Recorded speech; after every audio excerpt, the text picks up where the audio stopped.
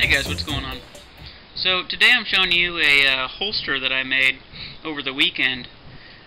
This holster is using a Blackhawk drop leg platform. I really like this platform. It's nice and sturdy and solid, and it's got 4 attachment points, so it just really locks it onto your leg, I find. So this was kind of the base for the holster. I was having a hard time finding a holster for this particular handgun. This holster is designed for the Browning high power that I've got here, and it just slips right in there. Nice retention. It took me a while to make this holster. This was my first time making a holster using Kydex, but I think I've got it to the point where it's just perfect. There was some ups and downs with this holster that I learned along the way when I was making it, and there were some things I overlooked, and I thought I just might share my experience with you guys on this project if you guys are looking to make your own holster out of Kydex, which it's a great project if you guys want to try it out. What I used for the attachments, for the 2 halves here, I used .060 for the back, and then I used the thicker .080 for the front side. And I just used aluminum pop rivets to attach the 2 halves together, if you can see down in there. And then I used more aluminum pop rivets to attach the whole holster to the platform itself. If you guys know these Blackhawk platforms, they have some holes here on the side, and that's what I used for my for the attachment points, is through there. Now the actual holster itself, if you can see down in there, I had to do some pretty serious sanding because there was something that I overlooked when I made this holster for the Browning high power, and that is this the slide release right here, where it's narrow, wide, and then narrow again. When I formed that Kydex, I overlooked that was going to be an issue. So I actually had to go in there with a Dremel and Dremel out that little area for that slide release to go in there. And so that's what I had to do in order to get this to work. And it's sanded nice and smooth now, so it's not going to scratch the firearm or anything. This has been just Duracoated by myself.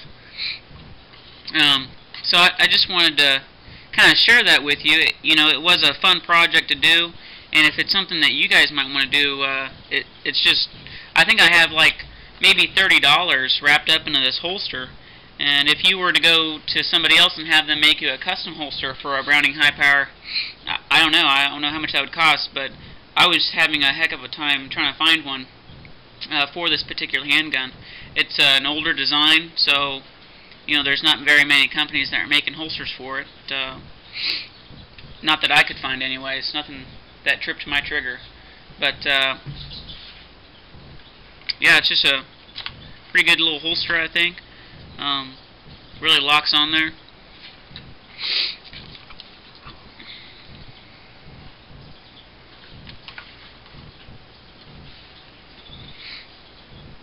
And I think I've got the retention just set just right. It gives it a nice snap.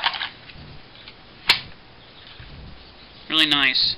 And I think I might do a little bit more trimming on this black portion of the Kydex. It does interfere with my grip a little bit when I go to reach for the firearm. So I might trim this away just a little bit more right in here. But I do want to keep it, keep a portion of Kydex right here to protect the safety from getting snicked off. Since this is such a light single action trigger on there, I do have the magazine disconnect removed from this firearm, so the trigger is rather light.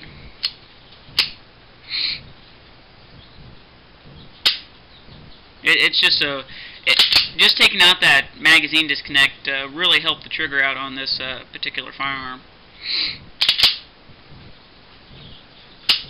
Nice clean break, but yeah, I do want that protection on that safety just to make sure that doesn't get snicked off in there.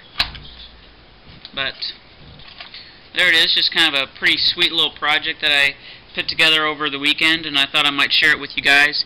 Might give you some inspiration to maybe try it out yourself. This is my first time doing it.